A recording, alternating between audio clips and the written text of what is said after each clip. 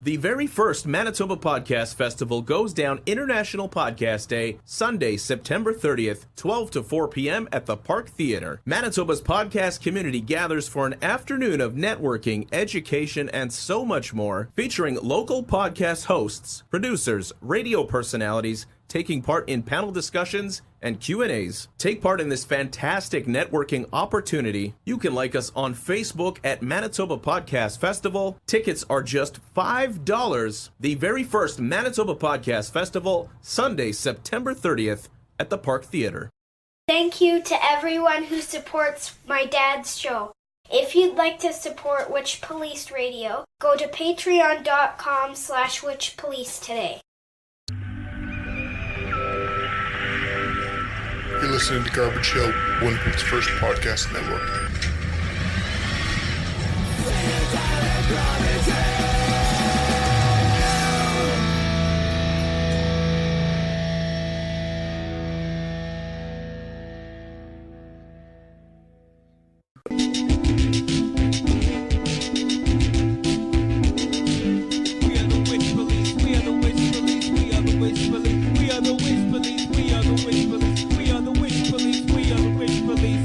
All right, welcome to Witchpolice Radio. I am on a very high chair at the moment.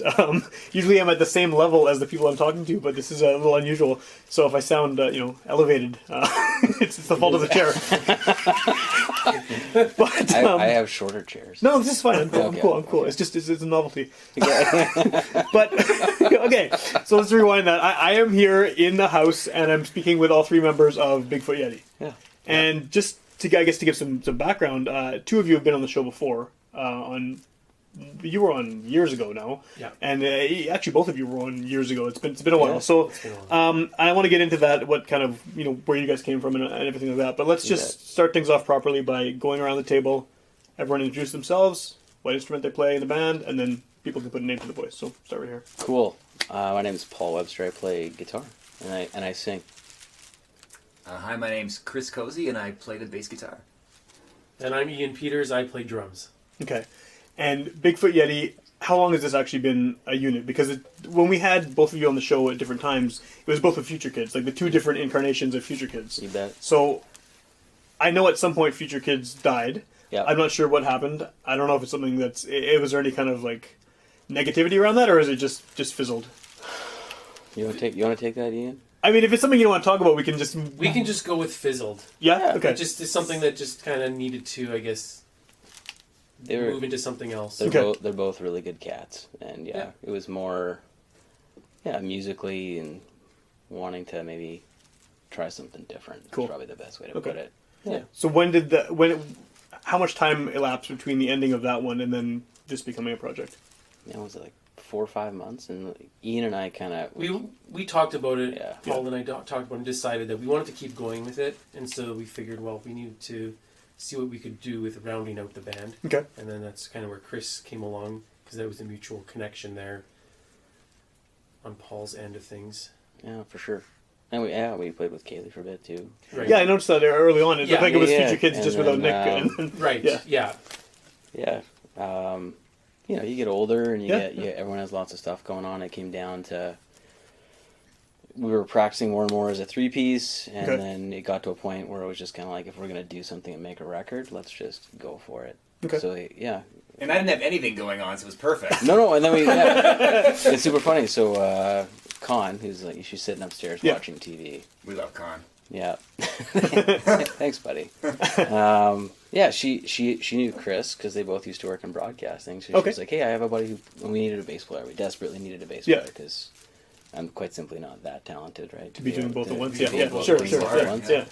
But it also, it flushes out the sound a lot too, right? So, we started jamming, the three of us, in Ian's basement, and then, we started putting out more and more, just kind of like indie rock, kind of like punky-ish tunes. Sound was changing, and and we got more and further away from like the Futurekids sounds, which was, for me, tons and tons of fun at the time, right? Like I left another band, and then I was in a band called Hey Pilgrim. Right.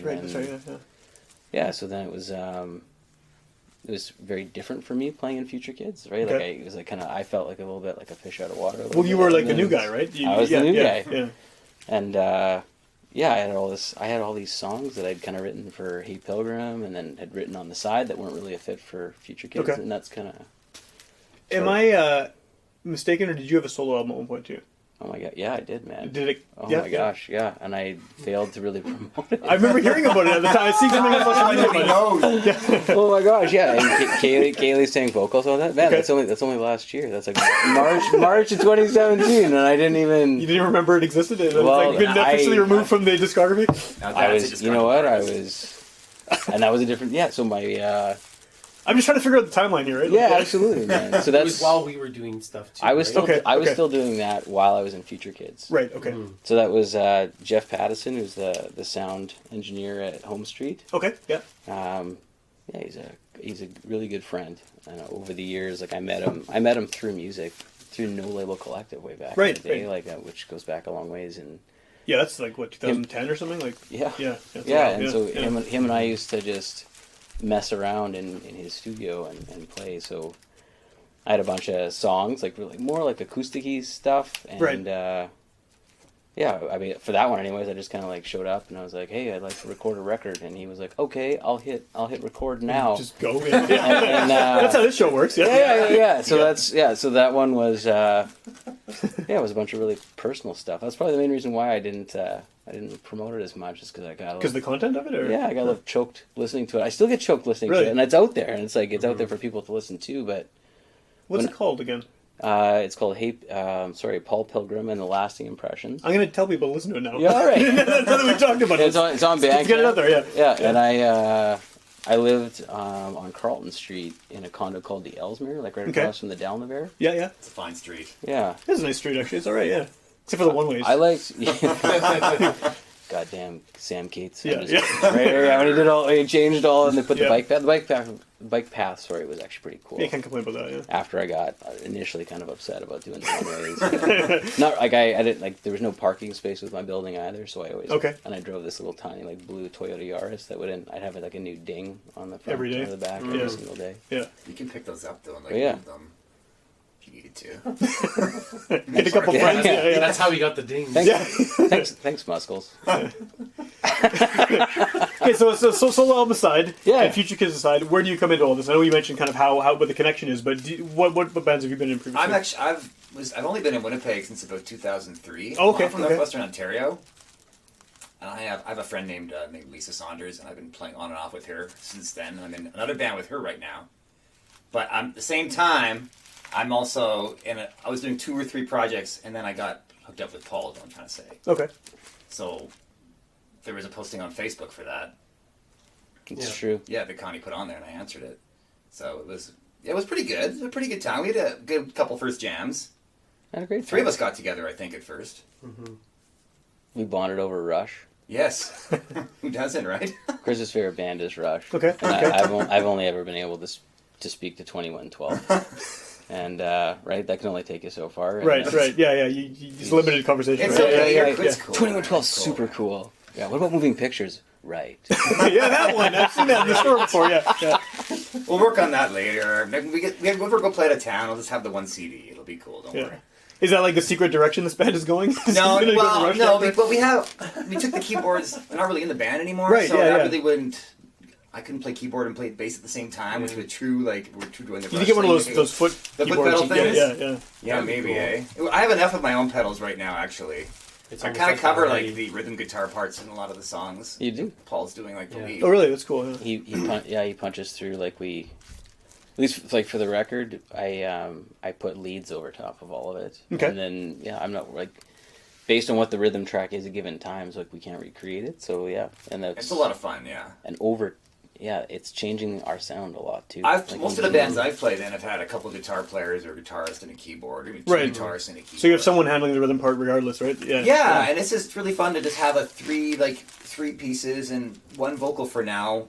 We might contribute later. It's just up in the air. Right. But for now, it's got like a nice.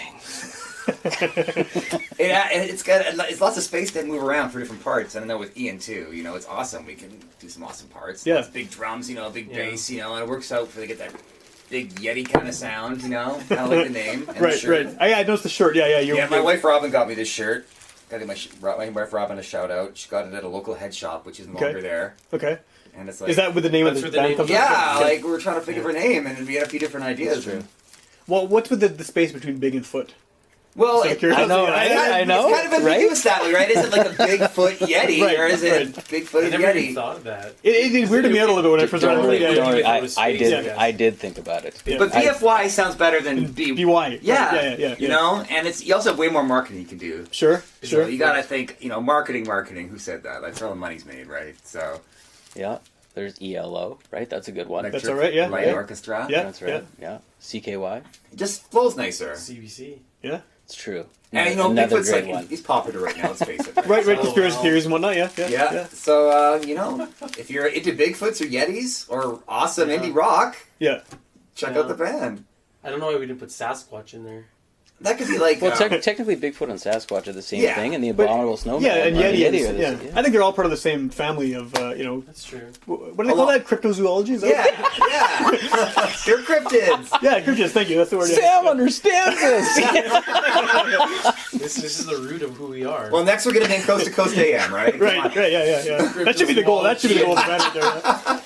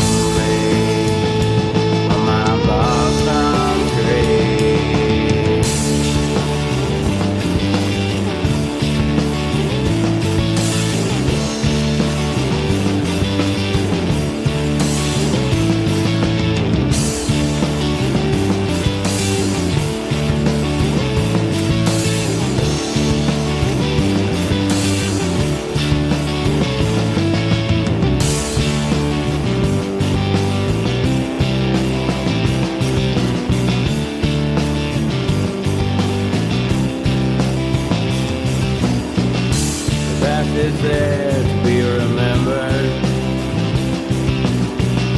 Don't let it define the here and now. You gotta focus your mind on the things you can control, like your loved ones in the night. That sweet embrace so out of sight. Look to the sky and remember all that infinite wonder. Rain it comes, rain it falls on me, on my blossom tree.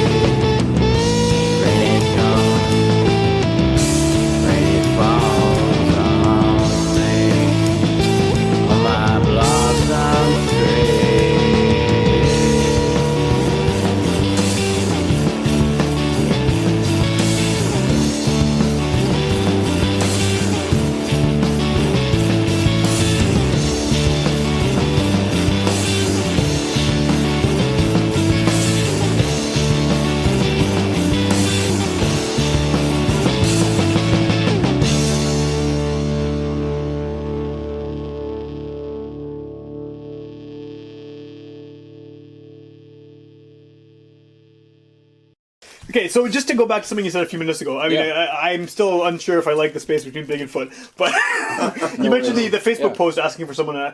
Is that the only reason I'm bringing this up is because I always thought, I haven't played in bands in like 10 years. It's been a while. And I played in bands from like age 12 onwards, right? Yep. And it was always just, for me anyway, like, I know people, they play instruments, let's start a band. And it seems like nowadays I hear more and more people saying like, oh, there's a Facebook post or a Kijiji post. Giant Skellies, I had them on the show. Kijiji post. That's how I found some of their members. Mm-hmm. And it comes up a lot lately. I mean, is this a thing now? Like, am I just unaware of it? Or, like, it just seems like a weird way to do it because maybe you being from out of town, it's different, but I feel like Winnipeg's music scene is so incestuous, like, it's incredibly incestuous, that everyone who's been in a band, everyone else they know is in a band, so it seems like it's just an obvious way to find new members. I'm already getting sucked into that. I'm already starting to know multiple people in multiple bands. Right, I'm a very busy bass player, and the same sound guy at different venues and stuff, you know? But that, you work to your advantage, so you get to meet people, and you get gigs, and that's true, you. Yeah.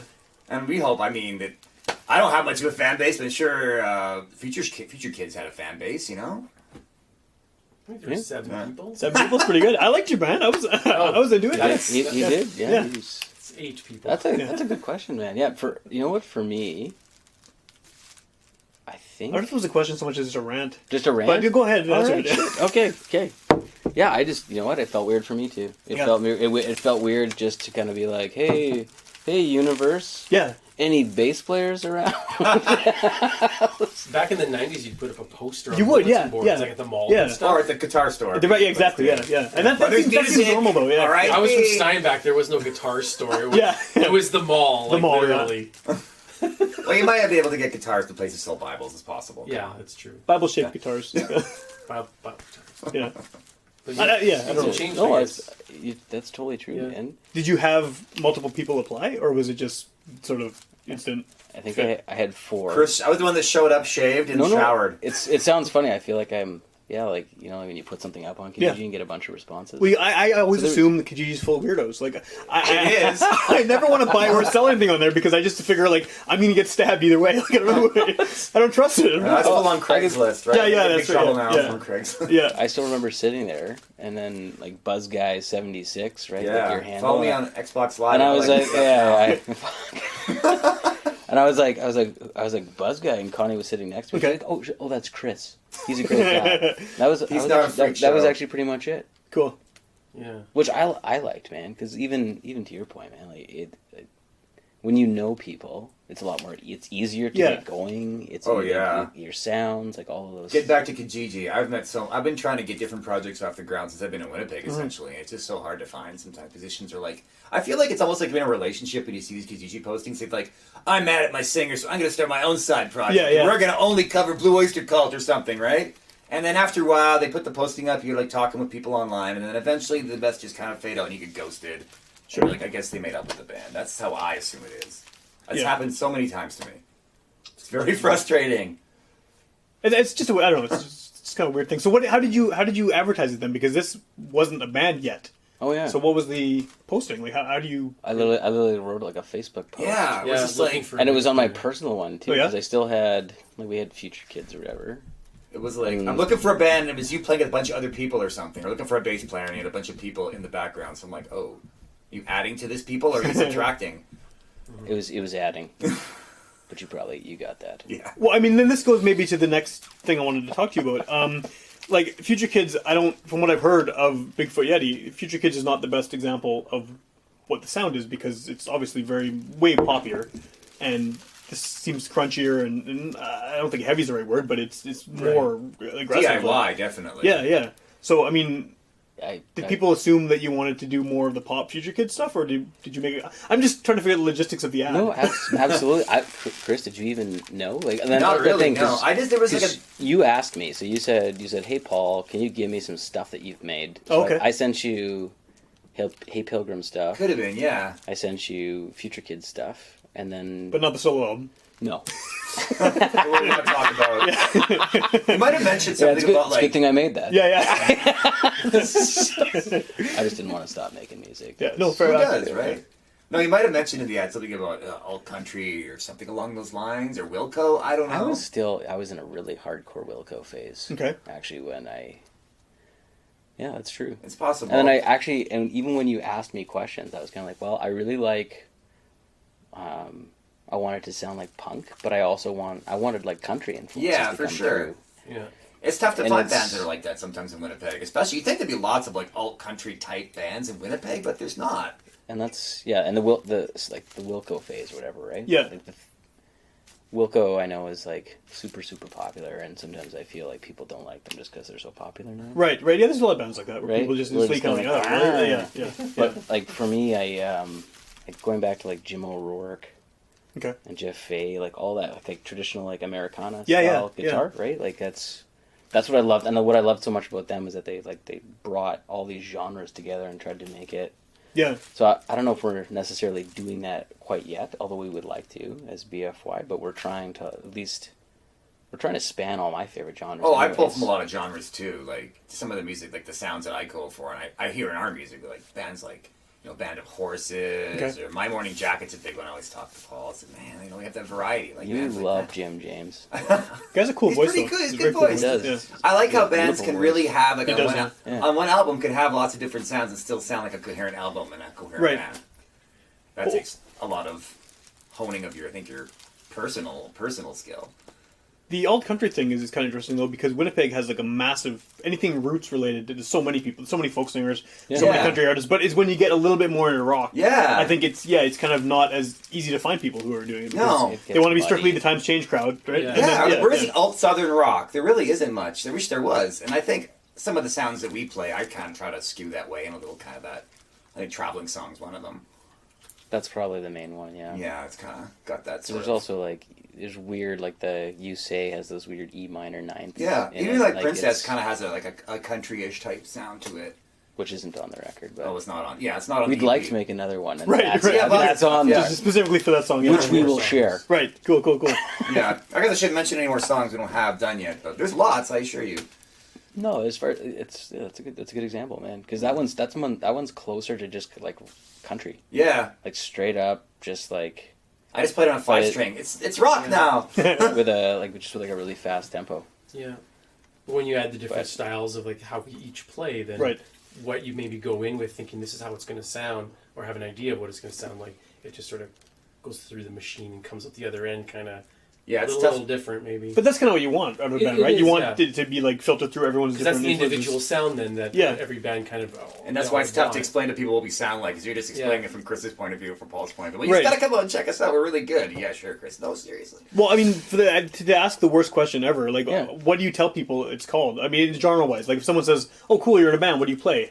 Like. Everyone hates that question because it's absolutely. It's a rock band. Unless you're something really, really straightforward, it's hard to do, right? I mean, like, and you want to also kind of position it so someone who maybe doesn't have a depth of knowledge of some of these bands is going to get, right? So, what do you say? Like, how do you? We landed on indie rock. Indie rock, yeah. Which is like the largest umbrella possible. The largest alternative. Yeah, totally. Yeah. I always say that. So with like an alt country bend on it, right? Okay. Like it's more. And it's funny, like, I mentioned Jeff before, right? So Jeff and his partner Sarah came out to see us at our first show, which was... So we just started, like, playing shows, like, last November, right? Yeah, so that's not that long. Like, a month and a half after, and, like, Jeff shows up and watches the show, and I'm asking him afterwards the same question, right? Because we're still trying to figure, like, stuff out a little bit. And he's like, man, it's really, like... It's like parts of it is really poppy and has this kind of indie sound, and he's like, other parts of it are just, like, kind of, like, dark and kind of country-ish. Okay. So that's how you fit that, right? Yeah. So that I was like, good. I'm just kidding, but it like for me, kind of like, it's like a collection of like all of like my favorite bands. I guess all the stuff that I've grown up listening to, or I always come back to the same sound, same chord progression, same. Cool. Yeah. Does that go for the rest of you as well? Like, do you feel like it is amalgamating sounds that you? Definitely. Go ahead first, Ian. Yeah, I was just gonna say. Like with drums, there's always styles and everything, but it's not quite the same way that like a melody would be, where you can pick a little more into there. But definitely, like I have stuff that I grew up with that I've always kind of, that's just my style. Yeah. And then you just mix it all together, and it becomes something different.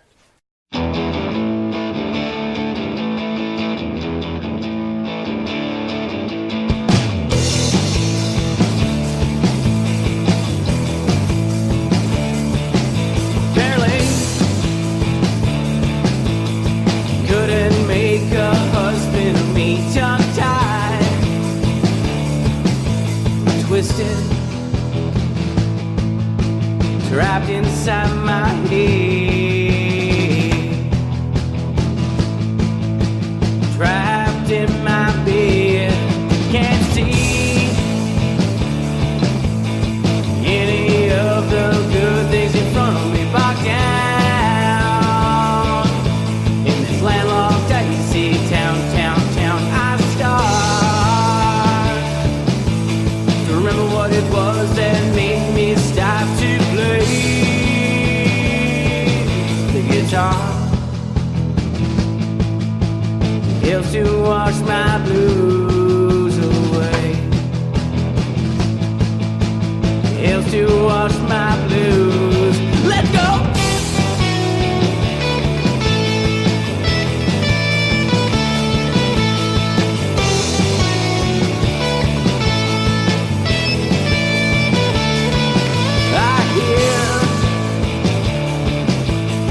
Rhythm that's about to stop to shake. The cobweb like an earthquake. The cobweb like an earthquake.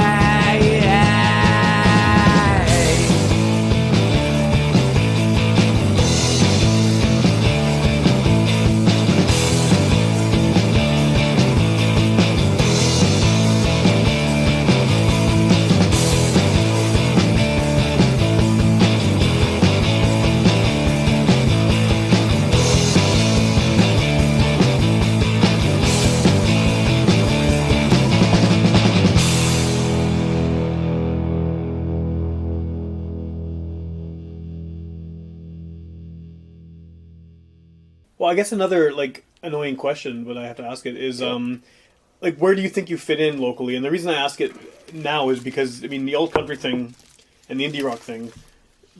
It seems like there's a couple different ways you can go. Like, do you think there's a possibility for you to get in and play with actual country bands, or is it too far? Well, I was just talking to my wife about this very thing today. I was thinking, it'd be awesome to play in like even like a country festival at a smaller stage if we play the right songs. We would have some songs that would work for that. Yeah, and there would be fans that would be open, like, the rock side's pretty good too, but I think we could also do other rock venues too, so it is tough. I think we're still in the gestation stage, to be honest. Okay, fair enough, yeah. That's a great question, man. We think about it a fair bit, and just you summed it up, man. Yeah. If we pick the right tracks, we can dial it back enough to make it sound like just country and put a little swing to it, even like 3/3 beat or that's something like that, right? Or like. And sometimes, and depending on how we start a show, which is interesting, like the last couple ones, how the songs that we start the show and how we set the tempo. I know you know that, right? Yeah. But like, it can be very off-putting for folks that are just kind of like, what the? Yeah, it can be, right? Like you sneak one in there and it's like, this is, right? Or if you walk into the wrong time too, you're like, This isn't turn around. This is absolutely not what I was expecting. You look up, is this the cavern? Where? Yeah, exactly. Where am I? Yeah. But the last Cavern show, that's a great call. The last Cavern show was like just kind of like straight ahead rock. Okay. We basically. So do you? I'm assuming you kind of will be picking and choosing songs based on venue, sort of thing, like. Yeah, but not to say that we're like evenly split between like country music and rock. It's almost kind of like maybe a 6-to-1 split. Let's say. Okay. It's mostly like a indie rock feel. But then there's definitely that country influence that kind of creeps in. I didn't, I'm not as much of maybe of a country background that Paul would have, but it's true. Yeah, I slip it in there though. But it gets slipped in there. But then I'll play drums that might not necessarily go with it in a traditional sense. Right. And will it still sound country? Maybe to a point, but maybe not to like the full extent. Yeah. I guess someone's listening for it, right? So you'd have to be listening for it, Aesthetically, we have the Telecaster sound sometimes for some songs. It has that country sort of twang. The twanginess, I play a P-bass. It's got the old school look to it, the split, the single coil, and it's just like, with flats, we're kind of country band in this track, So right. Aesthetics go a long way, too. No, absolutely, man. So you have, is it an album or an EP that you have recorded? EP. Yeah. So what can you tell me with the EP? So it's a 5-track EP. We threw a bonus track in there just because we want to leak that out, right? A little acoustic number. Cool. We want to put at the end. But yeah, it's. Before you go any further on this. Yeah. In the age of streaming, how do you add a bonus track in there? I know, right? Is there like just a long pause, like the same as a CD, or Okay. Oh, there's a long pause. A nice 30 seconds of silence or whatever. Right? It's like the person's like, what? Yeah, for sure, all by myself. All by myself. Yeah. One of the greatest songs I think that. One of the best songs on the album. Yeah, for sure. I loved it. Yeah. Sorry, I didn't mean to interrupt, but it just seems weird. Like, I mean, because it's such a CD thing, right? But yeah, Tool used to do this crazy stuff. Tool used to, it'd be like track 69 or whatever. And yeah. What's a track? Like, how do you explain that? Like, how do you explain that? Like, you got to go to those empty tracks. So what's on there? It's empty. Nothing. 2 seconds of silence. Can you imagine the hidden track though on like an LP, counting on the grooves and then dropping it? Yeah, that would be quite the task. It's true. Love to do vinyl, but so you can tell that we grew up with CDs. Yeah. How old are these guys? I have a CD player from when I was 20 in the garage out back. Do you still use it? Oh yeah. Yeah, I still buy CDs. Did you? Yeah, me too. I bought CDs yesterday. I buy CDs all the time. Yeah. Something random because I thought this was fun for me was like Drag City. Just because I mentioned him the other day, like Jim O'Rourke. Yeah. Is still pushing stuff through Drag City, right? And he's putting out all this weird ambient stuff. And I wanted a copy of Eureka. And the only way that I could get it was in CD format, mailed to my house from, which I thought was Columbia House? Drag City in Chicago. Oh. I thought that was so weird because he's held out for so long and he's never put up any, like, he's got Bandcamp and all this other random stuff, but anyways, you asked about the record, right? So I just 5 songs. 5 songs. It's 5 songs with a secret song. Yeah. We have 2 songs that are kind of a little bit longer in length, right? Like 4+. It's more that alt country rock. A lot of swell to them. And it's all about the rising crust pizza, right? Okay. Comes to and then you let her down. And the other ones are kind of like, and I think that was the first one I shared with you, right? It's just like straight ahead, 4-chord. Kind of punky type. Yeah, and it was definitely a bunch of crunch not what I expected with the Futurekids connection at all. It was very different. So yeah, which is good. I mean, I guess you don't want to be stuck in the people assuming that you're always going to be this band you were in a few years back. Right? It's so good. I have not been exposed really to Futurekids. Yeah, so you're not going to take any bad habits or good habits. Northwestern Ontario sound. That's what I'm bringing. Yeah. Born and bred. Yeah. How would you define Northwestern Ontario sound? Yeah, Chris, let's dig into that for a bit. Yeah, what is this sound? We used to drive to Winnipeg all the time to buy guitars. That's no, I started playing when I was in Red Lake, which is just across the border, about 5 hours northeast, I guess. Just go to Million Bay and then drive north and keep driving north. Highway 17 represent, and when the highway stops, you're there. Right. You know, and I don't think I was the only bassist in town.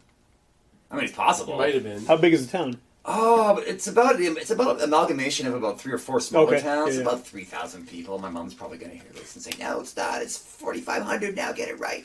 Well, it's important. It's an important distinction. My mom doesn't sound like that, by the way.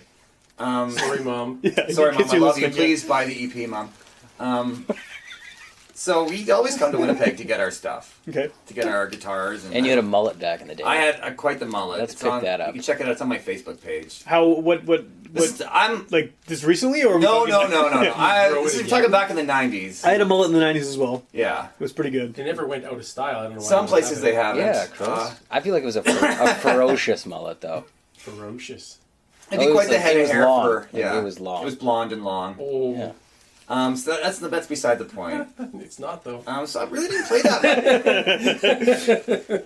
Are we talking about music? We talking about hairstyles? Sorry. I loved your mullet, dude. I don't get worried I posted about a picture the other day. It put a huge smile on my face. My first band, Wild Justice, I had a mullet. Oh, I did see that picture. Wild Justice? Yeah. So that's where I learned. It sounds like the type of band where someone would have a mullet. Basically, I used to hang out with a bunch of guitar players, and they're like, "Hey, Chris, we need a bass player. You want to play?" Okay, and that's how I started playing bass. Okay. That was like 1991, so I do the math, right? So it's been a while. And playing with these guys is super fun. I love playing Bigfoot Yeti gigs because I just get that space. Right. You know, I love using effects and using my 5-string sometimes. You're a good bass player. Thanks, buddy. You're a good guitarist and a good vocalist, too. That's very nice of you. You're a good drummer. And you're a nice podcast person, too. Does the space thing come from just the small size of the band? Like, because it's a 3-piece? Do you have more room? Yeah, I played in bigger bands before. I played in bands that way more keyboards and stuff. Yeah. Just being able to just do what I want and, is so much fun. And Paul trusts me with just ways to go in these songs that I love. He'll bring a song. It's like, oh, this is so awesome. What can I do with it? And it's just basically turnkey ready for me to just need to go in there and just start hammering away what we think sounds good.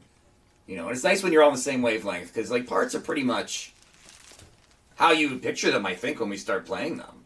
You guys do different stuff than I probably, but you're also like when I wasn't just pumping your tires, man. Like I can only I can play bass, but I can't play bass like you can.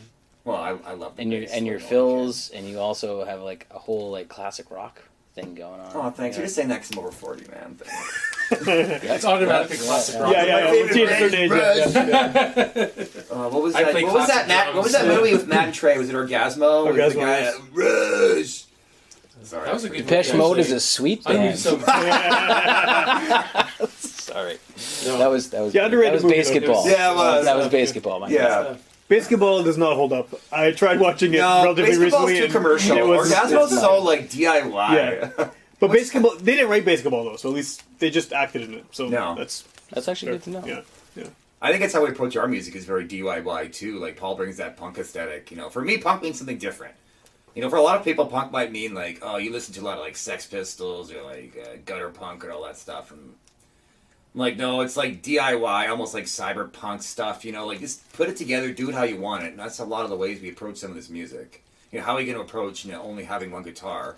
Yeah. Well, let's do this. You know, how do we approach do only one vocalist? Well, let's just play it like this. You know, so it's definitely how we approach things.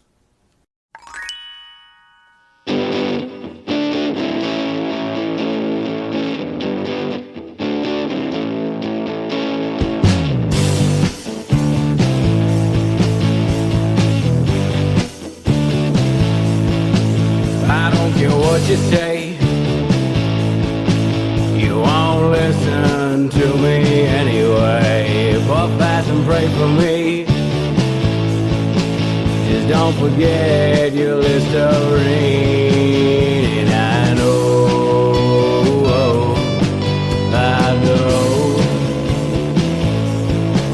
we can't let go. No, let go. Doubt their destiny. I hear cut and seen peach tree vanilla bean. Oh, I know where the wax figurine. And I know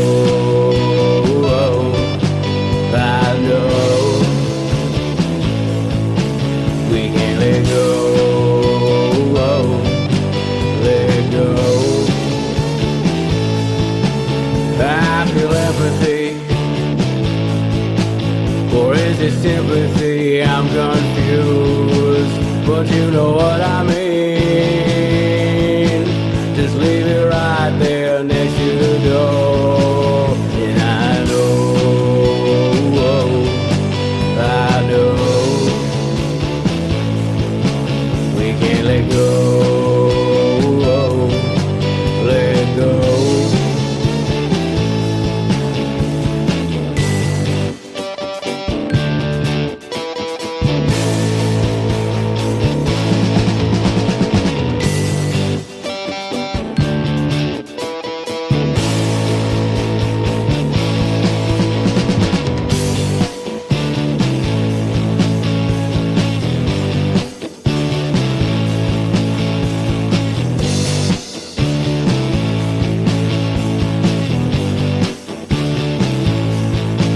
I don't care what you say, you won't listen to me anyway. Puff fast and pray for me. Just don't forget your Listerine. And I know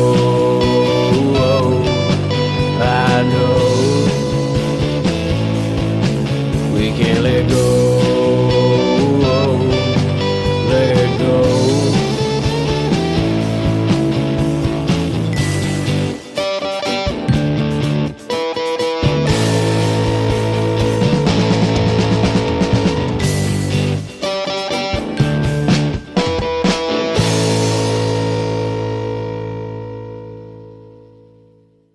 obsessed with punk music for a long time. Yeah. So like, Which I'm not punk. Like, Yeah. punk for me at is like all. the Police, early Police, Right. or the Clash. You know. Yeah. That's great. And the first two Police records are amazing. But Yeah. Yeah, I talk about a lot of stuff that Chris doesn't know what I'm talking about. So a lot of the the American hardcore scene, like Yeah. the 80s. It's all snare drum. That's the best stuff in the world ever. Like Bad Brains, Black Flag, all those, like that whole era is. I respect those artists uh, big time, like Henry Rollins and those Trying to remember guys. Stephen Blush or whatever. Yeah, like, that book. The tribal Yeah, history. yeah, of, it's a like, great that book. whole- American Hardcore, yeah. Which is like, and it's just like. And the documentary is also amazing. I liked it a lot, man. Yeah, Yeah, really it's good, like really there's. good. Yeah. Just randomly, just because I was looking at it. I've been listening to, like, I went for a very long period of time where I didn't really listen to Nirvana. Yeah. Like, I obviously, like, I was 6 when, like, you know, Nevermind hit, and then Okay. I went, like, I went Gangbusters. 6? No, I'm just kidding. I was, Nevermind came out like. I was 12. I was 12. I was trying to make Chris feel worse about himself. yeah. Did it work? Okay. Well, Nevermind came out in 91, right? Yeah. Yeah. So I was 12. Okay. So but I just listened to it, like, and all of it so much for so long, and then I didn't for, like, a very long time. But I started listening to it again recently, and Yeah. I was, listening to some of what he considered his favorite bands. Yeah. Something I was just reading. Well, 'cause he made this that last list. weekend. Yeah, the Yeah. top 50. Yeah, it's a good list. There's a thwack of stuff all from that scene. Yeah. Right, like the MDC. Yeah, and, all like, those SST bands and stuff. um, Yeah. Meat what the- Puppets. Yeah, man, it was Cool what was- stuff. One of them was because there's bands that came out of that scene that no one even really like. Butthole Surfers. Yeah. Was it PP the Sailor or whatever? Well, they had that one hit though. And Yeah, then the they became, one, yeah, Pepper. yeah. That Pepper, was yeah. like, that, Yeah. unlike any other song. Yeah, it doesn't we fit. had. Yeah, totally. Yeah. Yeah. But I yeah. really like that song. It was a good song. Yeah. Everybody did. It was a hit song. Yeah. Yeah. A lot of those bands came out of a weird time, though, out of like the ashes of the '80s. Like, I don't know what we'd call. What were we coming out of? The aughts, like what? Well, yeah, it's weird. It's weird to. I don't know how. I don't know if you can define what the sound is of now. Like the '90s, whether you're talking Post about. internet. I don't know. Yeah, because '90s you're talking about hip hop, you're talking about punk rock, you're talking about metal. Everything has a very distinct. Like this is '90s stuff. '80s for clean, sure, even yeah. more. Right. Just the production and everything. Sound. But yeah, what is? Because everyone's what got. is now? There's so much now. Like it's It's everyone. like post-apocalyptic Mad Max of music. That's Yeah, you would maybe. take whatever It's you just got and just go with oversaturated it. anything. yeah. There's no one thing that everyone listens to anymore. I think so too. I think because it's not so, I don't want to say regulated, you know, like it was in the '90s. Yeah. Like, people just do whatever you want because no record label's going to tell you what to do because you're doing it yourself. Yeah. Because record labels are nothing now. They're just banks. Yeah, pretty much. They don't give anyone any money anyway. Yeah. They don't even sign you unless you were already able to make Yeah, a living yeah. doing I music. really like what you're doing here. What's that? Oh, I was pretending. Like I Oh, was a okay. record- Yeah. You're the record What am I label. doing? Yeah, no. This is rad. I could talk about this stuff all day. Yeah, that's interesting though. I mean, just because like I've been doing this show for almost 6 years now, and like I'm talking to people every week, at least one a week, right? Yeah. And the difference in how people view not only the music business part of it, but just how they consume music and stuff is so radically different. Like if I'm talking to a 19-year-old, they're closer in age to my kids than they are to me, and their idea is insane of what music is supposed to be and how they consume it and everything. But then I talk to a 70-year-old, and like what I think is my thing about listening to analog music and everything, they're like beyond that, right? Or they're even more technologically into it than I am. Like Fred Penner taught me how to take a better selfie, Oh, man. and he's literally twice my age at the time. Like, and he's like, "Here, do this." And I was like, "Whoa!" So it's like there's no line anymore, right? For how music is supposed to exist and technology, and everyone's just all over the place. Think outside the box. You can take advantage of that, you know? Yeah. Think of different mediums and form for our music. It is lots of fun. You know, to when are we think going to do about. like Viewmasters or something attached Yeah. to music? A track for each. Remember Viewmasters? I do. Those were cool. Still are. It's probably still. I They haven't make, used they it make in you a go while, blind, but yeah. no, I'm just kidding. I don't know if Viewmasters make you go blind. I'm just saying. Yeah. Okay, so to bring things back around a little bit, the album with the secret song, the EP with the secret song, is it coming out in physical form as well as digital form, or are you just doing the whole Bandcamp thing, or is that still up in the air? Well, we're gonna press a limited run. That's what I wanted to. Limited. The last time that I pressed something would Yeah. have been, with Nick and Futurekids there, but I didn't do anything for the solo album that I didn't, and I it's a bit of a pain in the butt. Yeah. But it feels really nice when you have something tangible to hold Yeah. on to, and it's probably just because of what we're talking about. I think so, yeah. Because Yeah. of how I consumed music growing up. For right? sure, Like, yeah. it was always like I paid my $20 and Yes. I got Yeah. my CD or I got my cassette. Yeah. And I read What's a all of the cassette liner called? notes and Yeah. I consumed the entire thing. Yeah, And it's tangible. Yeah, and when you go to a show too, you take something home, right? It's not Yeah. like you just take a little business card and go type something in your computer. You actually have a physical thing, like, you know, it's like, oh, I bought this. I've supported the band kind of thing. Right? Yeah, something, right? Pictures and. What if you like use your netbook or your iPad though, and you don't have a physical way? Once that gets recycled, to get that back too. That top of my head just blew off. Yeah. You know, that's happened to me. I've had music on one computer, and then you can't get it again. Yeah. Because it was a download code for something that's expired. You know? Well, and the other thing too is like what happens. I mean, I don't use any of the streaming stuff. If I want to look something up, I look it up on Bandcamp or YouTube. Just something, you know. I don't do Spotify or iTunes or any of that stuff mainly because I have all my stuff dating back to the mid '90s on tape or CD or vinyl that I've just always had. I don't want to keep buying more stuff. But my biggest fear for people who have these big collections of things they listen to streaming form, what happens if iTunes blows up? Exactly. Like if Apple just. It's not going to fold, I don't think. But if it just something happens and iTunes is just gone the next day, it shouldn't be your only way to have music. No, it's scary. Right. Like it's just it's all gone. I'm a kind of not with you guys. I love Spotify, but just because I could hear and see all kinds of things. Yeah, that's cool. That part is definitely just cool. Stuff you want to discover. They can make like playlists for you. They have great playlists of Manitoba artists. You know, things like that. Fine, but it's that's a free one. You know what I'm saying? But like having that physical thing with you, that means something. Yeah. It means something. It's, oh my god, I still have this copy of what, you know? And I'm picking up what you're putting down too. I remember right when they were first starting to write like the algorithms that like you know, when you bought music on iTunes or whatever, and it would be like you might also like. Oh right, okay, yeah. It was like I went through like a whole stage where I would be like, oh my gosh, what else might I also like? And then all it took was like 2 really bad purchases. And then you're done. You have to show some restraint. I was like, we're done here. We're done. I do not also like this. Which is funny. There's a couple folks that worked at CD Trader for years too. Like there was a couple that I went to nonstop. Yeah. Same thing. I bought one record and I was like, this is terrible. Yeah. I can't take any of his picks anymore. But okay, the difference though, if you go to Music Trader and you get a really bad recommendation from someone, you can go back the next day and tell him to his face. Which I did. This is terrible. Yeah. So it's more satisfying, right? But yeah, we also laughed about it too. Yeah. And he's like, I warned you. Yeah. Like, you did. There are some records that you might not be ready for. True. Yeah. There are some that I've gone back to over 20 years and listened to over again maybe, and like, hey, this actually isn't half bad. Yeah. You know, so hey, hopefully Bigfoot Yeti's EP isn't like that. We want you guys to like it right away. Right.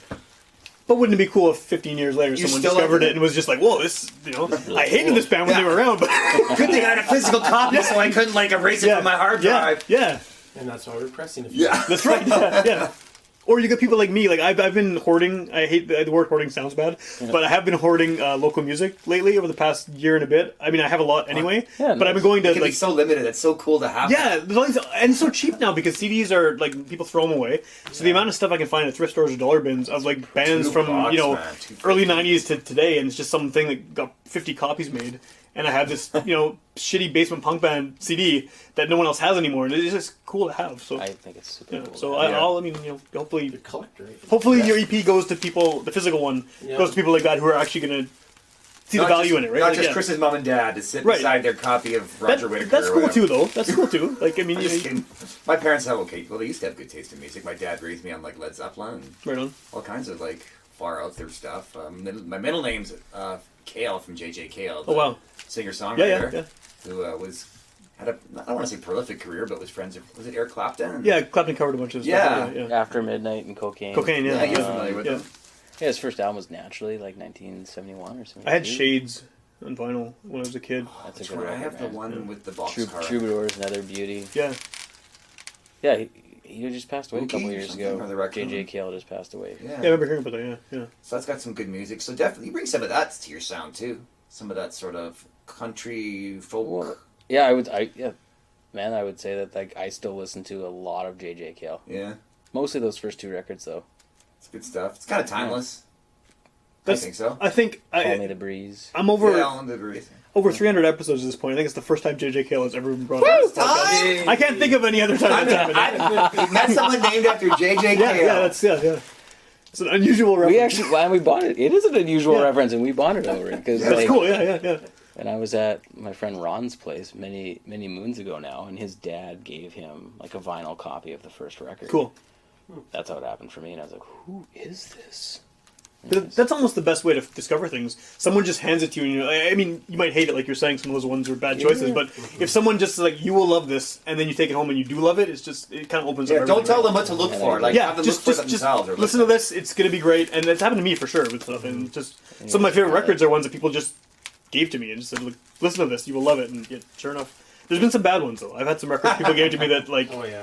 I got this one German prog album. I don't know what the band was called. There was a map on the cover. Everything was in German, and it was awful. It was like, and I was actually like 20-year ones. Let's do it again. 20 years. I think I gave it away, but I gave it away, making sure the person I gave it to knew that I didn't like it, and I wasn't recommending it. Be warned. Yeah. Okay. Anyway, this could be a conversation that just keeps going on and on. This is fun. It's fun to do. Yeah, I don't know how interesting it is to listen to. Right. But back to the big Space Yeti. Yes. CD or digital release or EP, whatever you're calling it, EP release. When is it happening? Where is it happening? So we're going to play Handsome Daughter. Okay. October 20th. We're thinking of doing actually a joint. So by the time folks hear this, it might be a for sure thing. But we've, like the Giant Skellies, we'd really like to play with them. And then, we're super pumped about it because we were talking about when we started and all the rest of it. And it's kind of like we hustled our buns off to try and make something.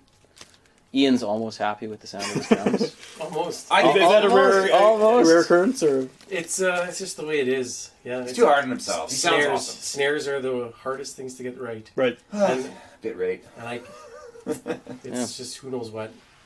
But Oct 20. Yeah. So it's a Saturday night, and we're super pumped. And cool. It's been a while since I played at the Handsome Daughter. And then Taro Fries.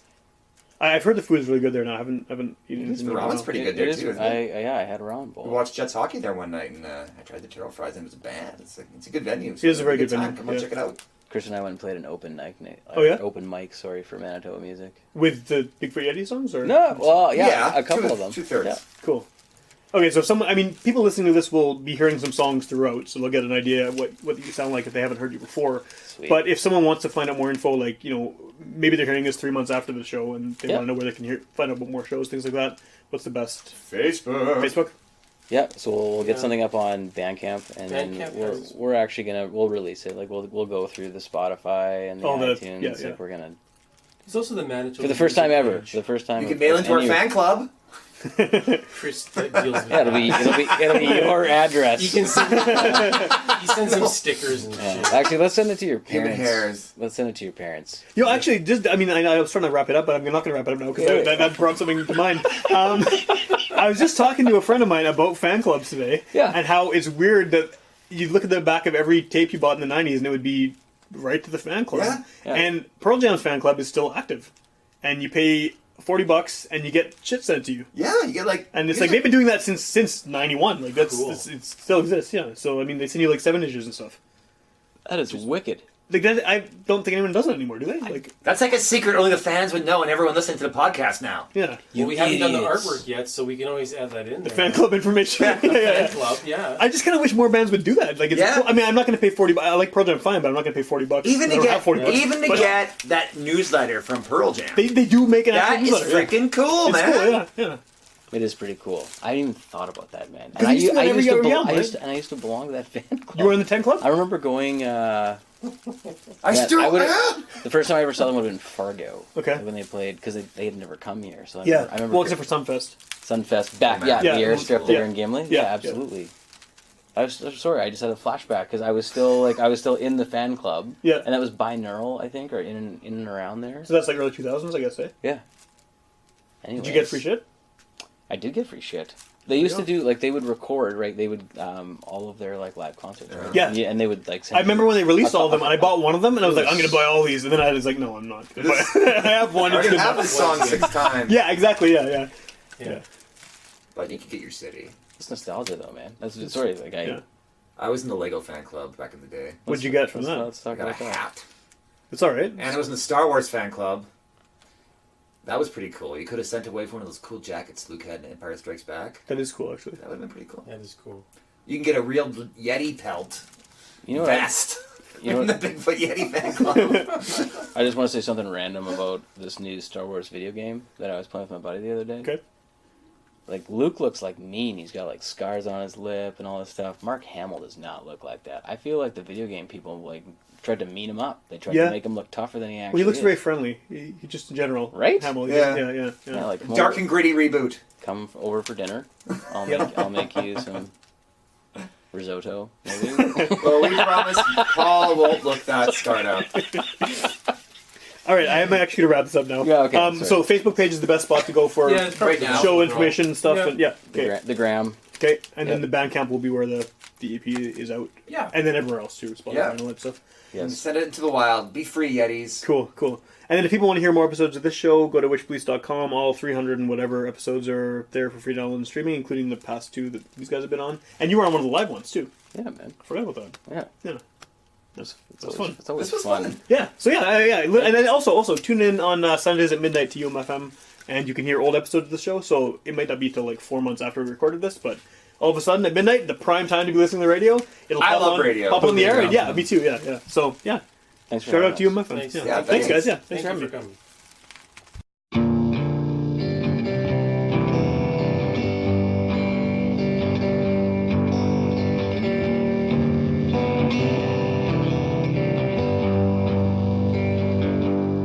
You say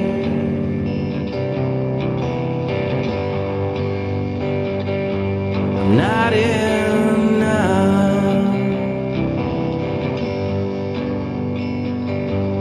You say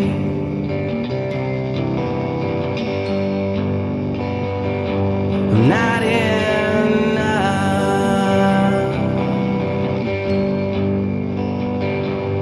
And I pick you up.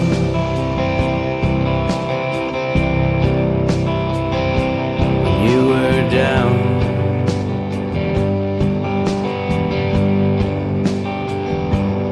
And I picked you up.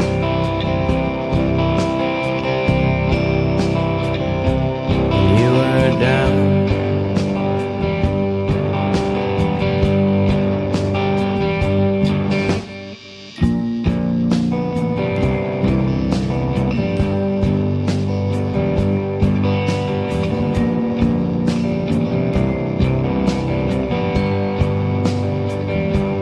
You say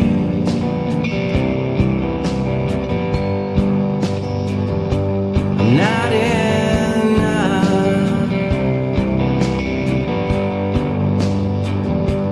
You say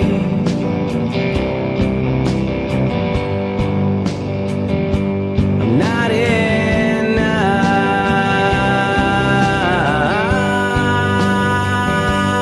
And I pick you up.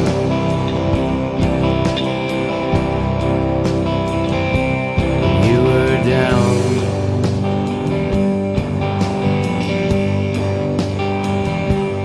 And I picked you up.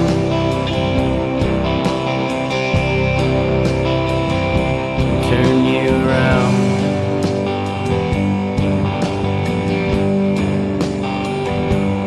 And you broke my heart.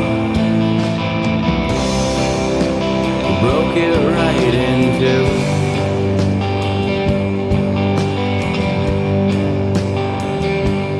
And you broke my heart. You broke it right in two.